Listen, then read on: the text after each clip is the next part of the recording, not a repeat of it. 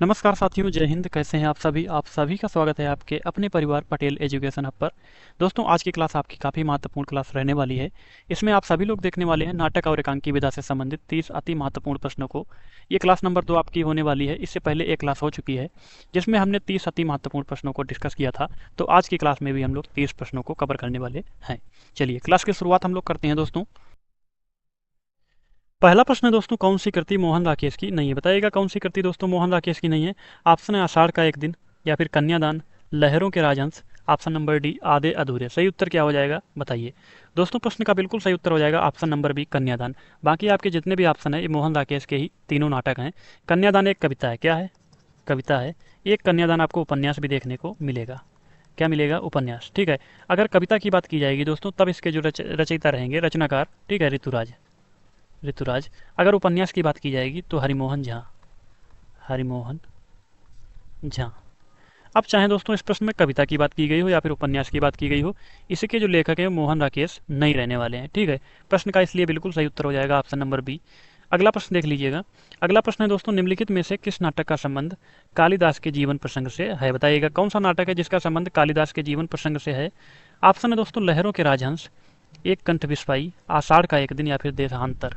सही उत्तर आपका हो जाएगा ऑप्शन नंबर सी आषाढ़ का एक दिन। इसका जो संबंध है दोस्तों कालिदास के जीवन प्रसंग से है। इसमें जो वर्णन हुआ है दोस्तों कालिदास और मल्लिका के जीवन पर पूरा जो है आधारित वर्णन इसमें हुआ है।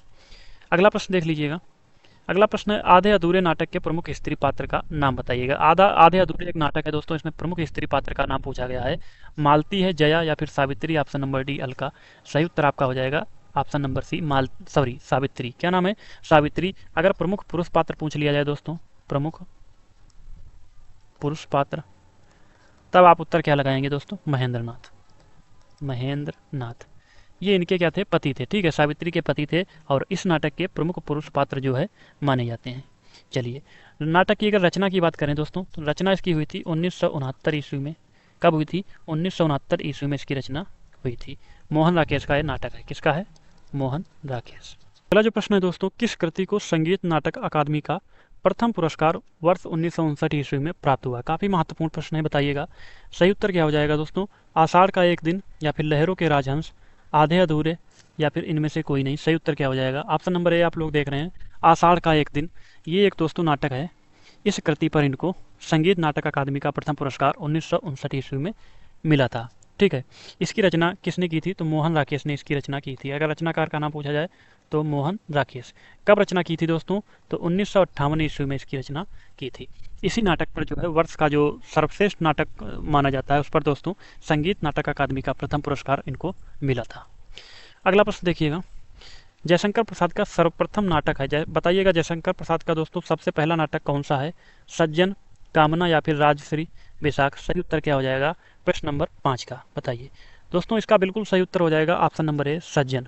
ठीक है। इसकी रचना इन्होंने 1910 ईस्वी में की थी। कब रचना की थी? 1910 ईस्वी में रचना की थी। इनका एक नाटक है दोस्तों कामना। अगर कामना की बात की जाए तो इसकी रचना इन्होंने 1927 ईस्वी में की थी। एक राजश्री दोस्तों है नाटक, तो इसकी रचना इन्होंने 1915 ईस्वी में की थी। बैसाख अगर बात करें तो बैसाख की रचना इन्होंने 1921 ईस्वी में की थी। चलिए चलिए, ठीक है।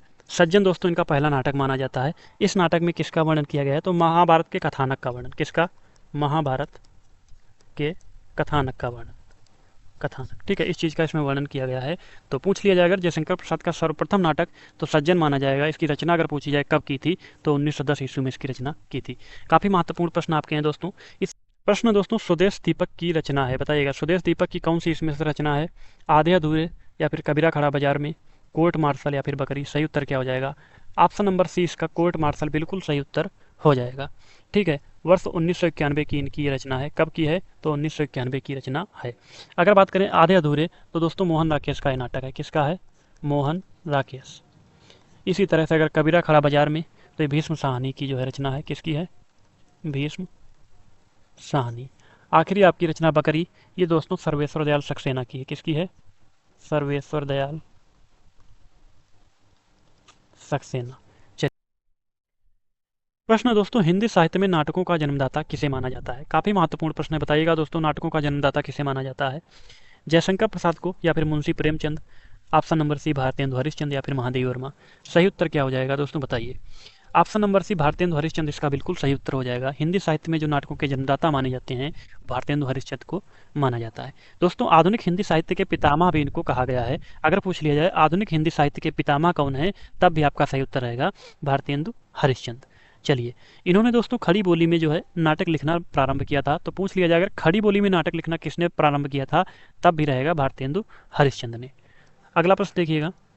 अगला प्रश्न है दोस्तों, किस प्रसिद्ध हिंदी साहित्यकार ने शेक्सपियर के 12 नाटकों का हिंदी भाषा में अनुवाद किया था, बताइएगा। सही उत्तर क्या हो जाएगा। ऑप्शन नंबर ए महादेवी वर्मा, रांगे राघव या फिर जयशंकर प्रसाद, मन्नू भंडारी।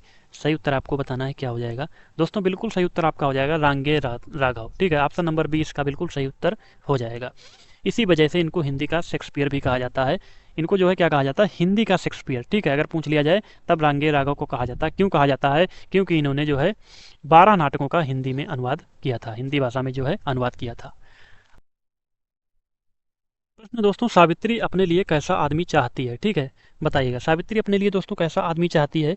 आधे अधूरे नाटक की प्रमुख स्त्री पात्र है सावित्री, जो कि आप लोग इससे पहले वाले प्रश्न में जान चुके होंगे। ठीक है, आधे अधूरे नाटक की प्रमुख स्त्री पात्र है सावित्री। तो पूछा गया है दोस्तों कि कैसा आदमी चाहती थी, तो निडर आदमी, आधा अधूरा आदमी या फिर विचारशील आदमी, एक पूरा आदमी। सही उत्तर आपका हो जाएगा ऑप्शन नंबर डी। ठीक है, एक पूरा आदमी। दोस्तों मोहन राकेश की ये नाटक है आधे अधूरे, इसकी प्रमुख पात्र सावित्री है। तो यही पूछा गया कैसा आदमी चाहती थी, यहाँ पर थी भी आप लोग लिख सकते हैं। ठीक है, थी। तो सही उत्तर आपका हो जाएगा ऑप्शन नंबर डी, एक पूरा आदमी।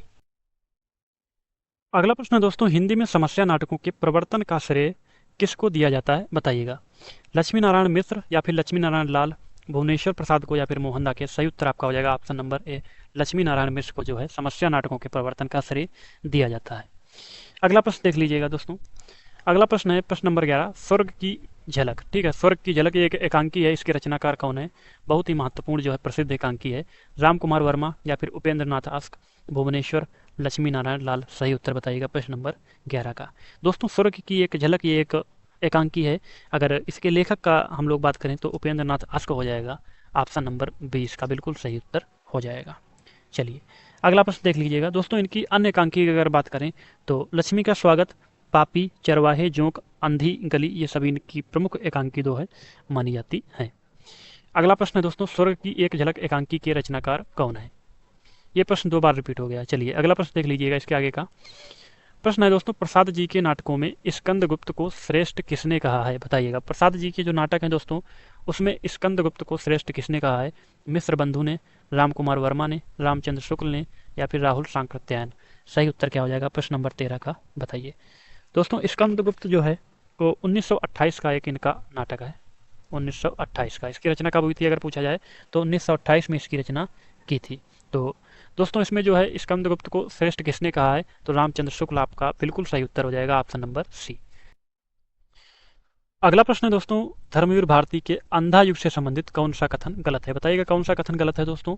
पहला ऑप्शन पढ़ लीजिएगा, यह एक गीति नाट्य है जिसमें महाभारत युद्ध के प्रारंभ को आधार बनाया गया है। इस प्रश्न का बिल्कुल सही उत्तर हो जाएगा ऑप्शन नंबर ए। दोस्तों ये आपका कथन बिल्कुल गलत है। ठीक है, इसमें महाभारत के युद्ध का जो अंतिम दिन था दोस्तों उसका वर्णन किया गया था और उसके बाद की चीज़ों का वर्णन किया गया था, लेकिन इसमें बताया जा रहा है महाभारत के युद्ध को प्रारंभ को जो है आधार बनाया गया है, सीधे उसका उल्टा किया गया है। इसलिए यही जो कथन है बिल्कुल गलत है। प्रश्न का सही उत्तर हो जाएगा ऑप्शन नंबर ए। अगला प्रश्न है दोस्तों, अजातशत्रु नाटक कब प्रकाशित हुआ, बताइएगा। अजातशत्रु दोस्तों नाटक कब प्रकाशित हुआ, 1922 में या फिर 26, 1930 या फिर 1931। सही उत्तर क्या हो जाएगा प्रश्न नंबर 15 का। दोस्तों सही उत्तर इसका हो जाएगा अजातशत्रु जो नाटक है वो 1922 में प्रकाशित हुआ था। ऑप्शन नंबर ए इसका बिल्कुल सही उत्तर हो जाएगा। किसका नाटक है, तो दोस्तों जयशंकर प्रसाद का ये नाटक है, जयशंकर प्रसाद। चलिए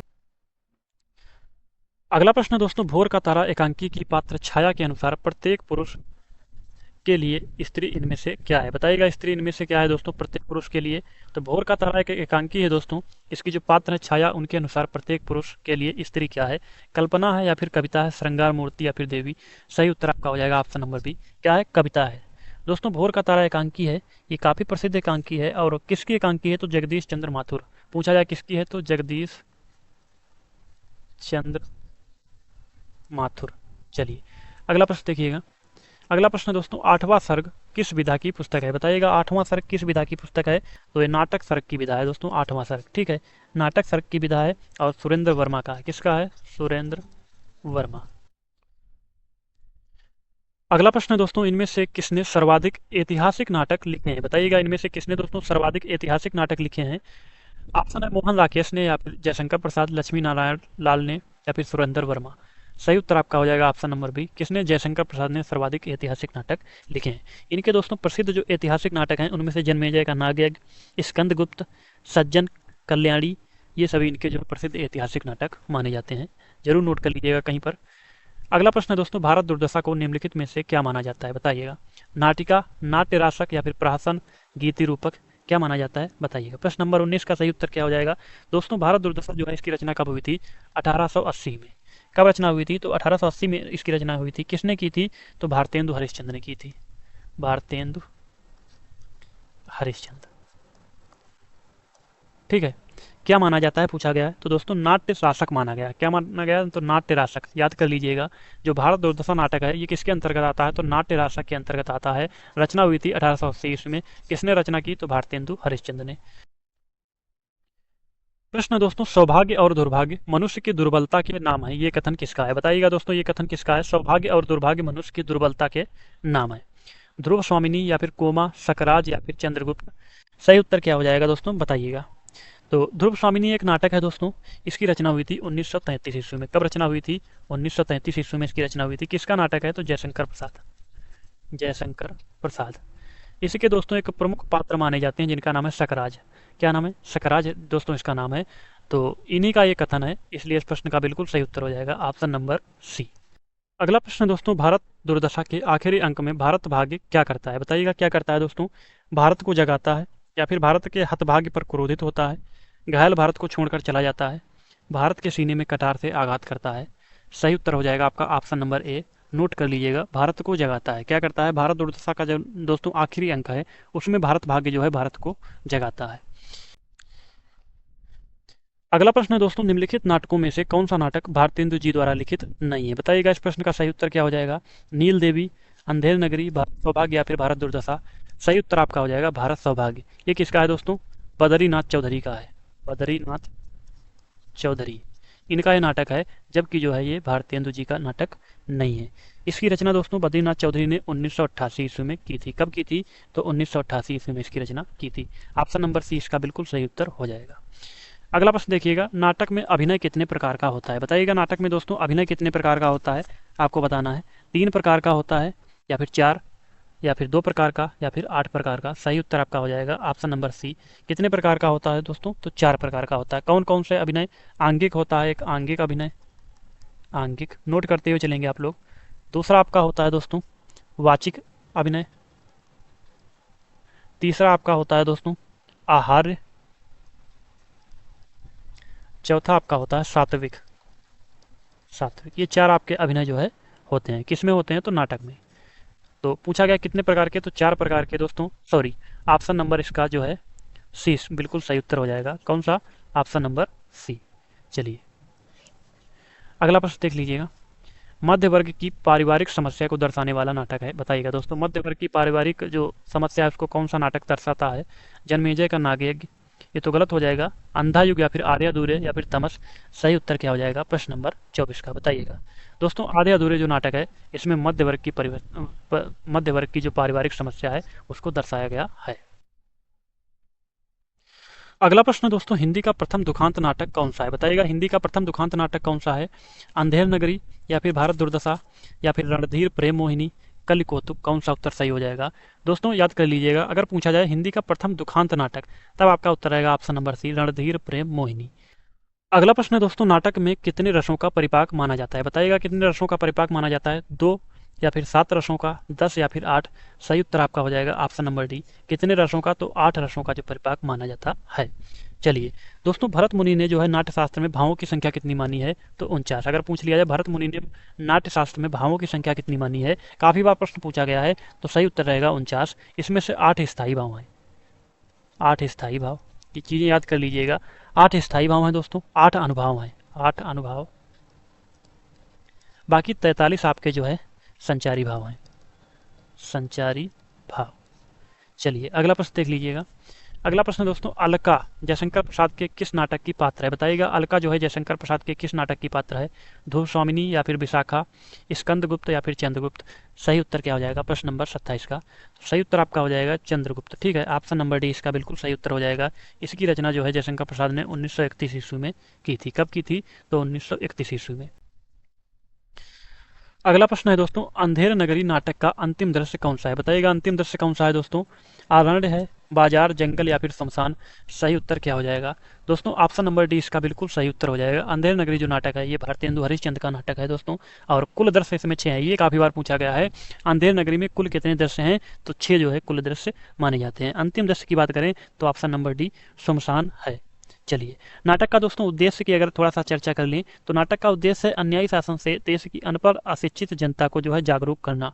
ठीक है, जनता में नव जागरण की चेतना का संचार करना, ये इस नाटक का जो है उद्देश्य था। अगला प्रश्न है दोस्तों, किस अंक वाले नाटक को एकांकी कहते हैं? बताइएगा किस अंक वाले नाटक को एकांकी कहते हैं? 1 अंक वाले या फिर 3, 2 या फिर 4? सही उत्तर क्या हो जाएगा? ऑप्शन नंबर ए इसका बिल्कुल सही उत्तर हो जाएगा। 1 अंक वाले नाटक को क्या कहते हैं? एकांकी कहते हैं। दोस्तों हिंदी की साहित्य की जो प्रथम एकांकी है, प्रथम एकांकी, नोट कर लीजिएगा यह चीज, प्रथम एकांकी एक घूंट है। क्या है? एक घूंट। 1929 में इसकी रचना की थी। किसने? तो जयशंकर प्रसाद। जयशंकर प्रसाद काफी बार पूछा गया है। अगला प्रश्न है दोस्तों, पहला राजा नाटक के लेखक कौन है? बताइएगा पहला राजा नाटक के लेखक कौन है? मोहन राकेश, लक्ष्मी नारायण, जगदीश चंद्र माथुर या फिर लक्ष्मी नारायण लाल? जिसको इस प्रश्न का उत्तर सही पता हो तो आप लोग कमेंट में बॉक्स में इसका उत्तर दे सकते हैं। तो आज की क्लास की हम लोग यहीं पर समाप्ति करते हैं दोस्तों। मिलते हैं अगली क्लास में ऐसे ही बेहतरीन प्रश्नों के साथ में। तो तब तक के लिए जय हिंद, जय भारत।